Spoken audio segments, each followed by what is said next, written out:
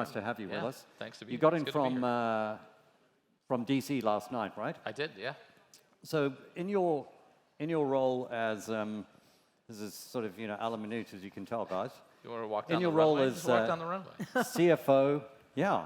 Let's We do can this. just do it like this. This is great. CFO and CDO. I got a promotion just yeah, now. It was I great. heard that. Don't tell my boss. No, Chris. No one phone Chris. You're sitting in DC. Yeah. So you've got a truly global view from where you are. What are you seeing out there? We've heard a lot today, but just give us that view from Washington, as it were.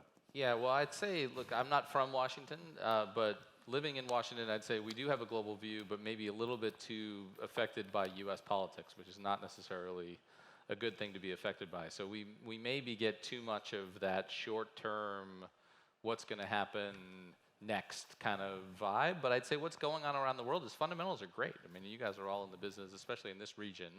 But I'd say fundamentals are great everywhere. And so what's happening really is you still have plenty of pent-up demand for travel from COVID, right? I mean, all the things we've all talked about, people, having to hunker down for a couple of years and just sit in their basement and buy goods, right? So good, the prices of goods went up, and everybody wanted to buy goods, and then everybody could reemerge from the pandemic. And now, what do they want? They want experiences, and they want to move around. So you coming out of COVID, you had a leisure-led recovery, which is still going on, right? I mean, I think you think about it. I mean, we talked about here, but the summer they had in this market, which was almost entirely driven by leisure, right? So you still have plenty of demand for leisure travel. It is moderating a little bit. So we'll talk, now we can talk about wind in our sails and, wind against us a little bit. I mean, it is moderating a little bit, but now it's being filled in with business travel. I mean, in the Western world and, broadly across the world, people are traveling like crazy for business. I mean, we're all on the road. And then group. I mean, group demand is literally off the charts. I mean, in the second quarter, we booked more group rooms for all future periods than we ever had in the history of our business. So any notion that events. I mean, we're at an event. We're going to dry up, and everything was going to be done by Zoom, and no one was going to meet in person. No, that's not a thing. I mean, hybrid events don't really work, right? People want to meet in person, and so that's really what's going on. Now you have. And that's really in every region of the world. I mean, I think this region is the furthest ahead. I mean, we're still comparing things to 2019, which admittedly a lot of us are getting tired of doing, but it's still the right comparison. Because if you look at the trajectory of RevPAR growth quarter over quarter this year globally for us, it would tell you it's slowing, right? But that's mostly comps. What's actually happening is relative to 2019, RevPAR is still growing. Now, look. People are worried about the economies of the world slowing. People are worried a little bit about China and then coming back to the U.S., not to be U.S.-centric about it, but the U.S. economy does drive a lot of demand around the world, and who knows what's going to happen. Like, I mean, there's just this interesting thing going on where the largest economies in the world are being managed by the central bankers, and that's not supposed to be a thing. But it is, and so what do you mean by that? We've printed all this money around the world. That's fueling people to want to spend that money. And the central bankers of the world are actively trying to slow the economy. I mean, at least in the United States and in Europe, the central bankers are trying to slow the economy, and they can't. And they can't because why? Because we've tripled the money supply in less than 10 years, and so people have money and they want to spend it. And so that's the short term. And then we can get into the long term in terms of how we feel about the future of travel globally. Like I don't think any of us should be running our businesses in lodging or travel and tourism more broadly for any short-term economic cycle, right? So who knows what's going to happen? I mean, in the financing markets and the economies of the world next year. I think, look, you have a U.S. election next year. I think it's hard to believe that the powers that be are going to let the U.S. economy slow in an election year. But I don't know. And frankly, it doesn't matter. We're not running Hilton to succeed through one economic cycle or two economic cycles. We're running Hilton to succeed for the long term. And I think if you think about the long-term prospects for travel, first of all, in the short term, supply growth, they just got done talking on the panel about how hard it is to finance projects. That's not unique to the Middle East. That's globally. So capacity additions are going to be in check. So that's good for fundamentals. And then if you think about the long term, the middle class has doubled over the last 20 years. most people forget about short-term cycles or COVID this or what's going on in China. I haven't heard anybody say that middle class formation is going to stop. I think people think the global middle class is going to double again, or maybe even triple over the next 20 years. What people have shown over time is that they have the ability to travel. They will travel. So what we need for success in our business is very simple: economic growth and mobility. So just picking up on something Yeah. you've used, I'll stop now. you That's a know, ramble. thank you.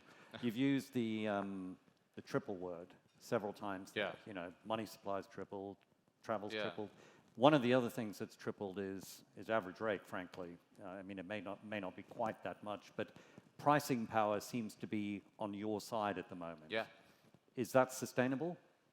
Yeah, it's sustainable as long as fundamentals sustain themselves, right? So it's interesting. We were talking about this earlier. Before COVID, right? If you can remember back that far, and I don't know if this was like this in this region of the world, but all anyone wanted to talk about was what's wrong, what's broken in lodging. Why can't you drive more rate in lodging, right? I mean, think that 20, really sort of started in 16, but 17, 18, 19. Occupancies past prior peaks, right? So occupancies get up like 400 basis points past prior peaks, but rates are going up like 1%. And investors would say to us, like, well, what's broken? It's because of Airbnb. It's because of these bots that scrape the internet for a better price. It's because people don't care about, don't want to stay in hotels anymore. It's like no, wrong. What was going on was supply growth and demand growth were at equilibrium, so no pricing power, and inflation was 1%. So guess what happens to rates when supply and demand growth are at equilibrium and inflation's 1%? They go up 1%. So what's going on now? Demand growth is far exceeding supply growth and will for some period of time, right? I mean, I think supply growth in the developed world, forget about emerging, we can come back to emerging markets. In the developed world, supply growth will be 1% or less for the next 2 or 3 years. Demand growth, just look at global GDP growth. No one thinks that's going to slow down dramatically. So demand growth will exceed supply growth. We'll have pricing power. And then inflation is, pick a number, what inflation's been. So if inflation persists, then rates will continue to go up. I don't expect rates to continue to go up at the rates that they have been going up, because what have we been seeing? We've been seeing demand growth growing 3 to 4%, supply growth growing 0.5%, and inflation at like 8% in the developed world, right? That leads to a lot of rate growth, right? So I don't think that'll continue, but there's no structural reason why rates can't continue to go up.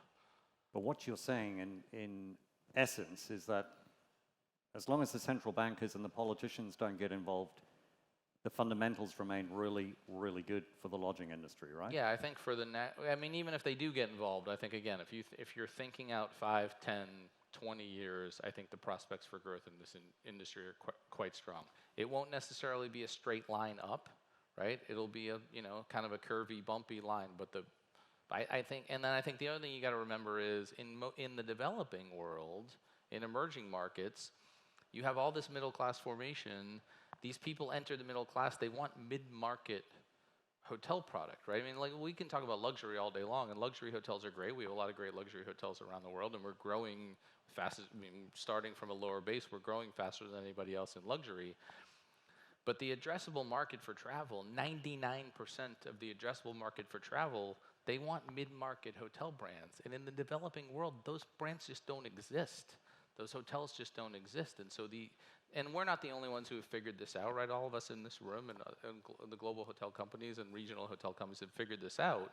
But the reality is that over the next, again, as long as any of us are in this room are going to care about it, the opportunity to bring mid-market hotels to the developing world is almost limitless.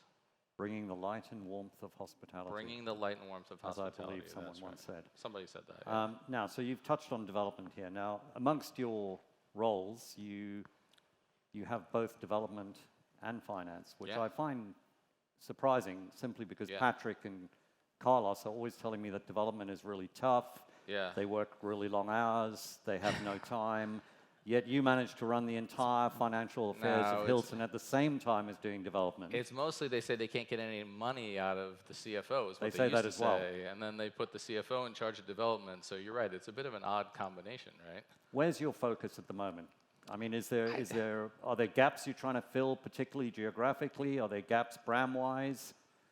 Yeah, look, of course, I mean, look, where's the focus in development? I mean, look, first of all, we're growing everywhere. We're going faster in certain parts of the world than other parts of the world. The beautiful thing about our model is when you have, brands that are up and down the chain scales and for all stay occasions, right? Transient, extended stay, group, or whatever, we can bring, and we cover all geographies with those same brands, right? Yeah. We don't have regional brands, we have global brands. And so the good news for us is, like, think about what's going on in the Western world now, right? It is really hard to get projects financed. And what you can get financed is at the lower end. So not surprisingly, you're seeing us focus in the developed world, in the Western world, on the lower end, right? We launched Spark. We launched H3, which doesn't have a name yet, which is a new lower tier extended stay brand. We have True, we have Home2, we have all these brands that actually can get financed. I mean, we're gonna sign more rooms this year globally than we've ever signed. We're gonna probably sign 130,000 rooms this year. We're gonna start under construction almost as many rooms this year as we started under construction in 2019, and that's in the face of an environment where no one says you can get anything financed. How are we getting shovels in the ground? Well, we have these products that, when the lower end is important, we have lower end products. When conversions are important, which they are today, because it's harder to get new builds done. Yeah. We have conversion brands. In the developing world, where you can still get high-end hotels financed and built, we have those products, right? And so, diversification is a beautiful thing. So not being focused on the high end or the low end or different geographies means we can grow everywhere. And so that's our job as developers, is to continue to grow the brands really everywhere in the world. Now, obviously, in this part of the world, we're seeing extraordinary growth just about everywhere, particularly Saudi Arabia, here in the Emirates, Sure. Qatar. I mean, when you look at this region, what do you see from your desk? I see a really dynamic region for growth. I mean, if you think about our business globally, and this is the case today, and it's almost the same statistically as it was pre-COVID. 90% of our demand globally comes from intra-regional travel, and only 10% comes from inter-regional travel, cross-border travel. In this region, it's 50-50. This is a region of the world where people want to come here. They want to come here to do business. They want to come here on leisure. They want to come here because, most of the time the weather's good. Sometimes it's a little hot here for those of us who are from cooler climates. And so when you have that many people coming to a region, and the growth of travel and tourism in this region of the world, and again, the hotel stock, it's undersupplied, right? And it's undersupplied because these economies haven't been this way and haven't been focused on travel and tourism for a century the way other economies have. And so you're going to see a lot of development in this region. We have, just in the Middle East alone, we have 100 hotels in our pipeline. 70% plus of those are under construction. Half of those hotels in the pipeline are in Saudi Arabia. And we think that the prospects for growth for our business, because we haven't been doing this with a multi-branded strategy in this region for very long. Remember, for a really long time, Hilton International was just the Hilton brand, right? Yeah. So the only brand we had to deploy in this region was the core Hilton brand. Now we have all of them. Yeah. Right. And so we're just, I think for a lot of companies would say this, but we're just getting started in this region, and the prospects for growth here are tremendous. So it's interesting you talk about that sort of 50-50 mix, right? Which is actually sort of, if you like, de-risks the business in some ways. Do you have enough brands? I mean, when you look at the portfolio you've got at the moment, globally or deployed in this region? Well, I would say, when you're looking at this region particularly, do you have owners asking you for stuff you can't sort of match? Yes and no. I mean, there's a price point or luxury lifestyle we're not there yet that we could probably use in this region, and I think ultimately we could deploy more of our brands. Most of our brands are deployed. I'd say about half of our brands are deployed in all regions, right? Yeah. And then in some regions like here in APAC, we're sort of deploying half to 2/3 of our brands. So eventually all of our 22 trading brands will be here. So the short answer is no. Yes, we have enough brands globally, but not deployed here just yet. What if anything, sort of keeps you awake at night when you're sitting there thinking, Execution, I think, mostly. I think the world, for all of us in the world, right, with everybody wants to be more productive, the world's moving more quickly. I think that there's a lot being asked of all, and then but yet they have this prospects of maybe the world's going to slow down, so you want to be constrained on resources, and we're a very disciplined company in terms of, I'll put my CFO hat back on. We're a very disciplined company in terms of the way we deploy overhead. So I think a lot is being asked of us. I think strategically we have everything we need at Hilton. We really love our portfolio of brands. We love the network effect that we create when you combine really broad geographic diversification with really broad chain scale diversification, wrap it in an amazing loyalty program. It's really powerful. It produces RevPAR index, that's, call it 115, 116. I don't think too many other companies can produce that kind of RevPAR index globally. So we have this superpower in our network effect that makes us really powerful. So strategically, I don't worry. And usually by the time I go to sleep at night, I'm tired enough that I don't really stay awake at night. But if there was something that's going to keep me awake at night, it's just execution, right? Just we have everything we need to succeed. We just have to get it right. well, on that note, we don't want to, keep you folks from lunch. So, KJ, thank you very much for joining us. Yeah, Appreciate it. Appreciate it. Yeah. Thank you. Thanks, Dan.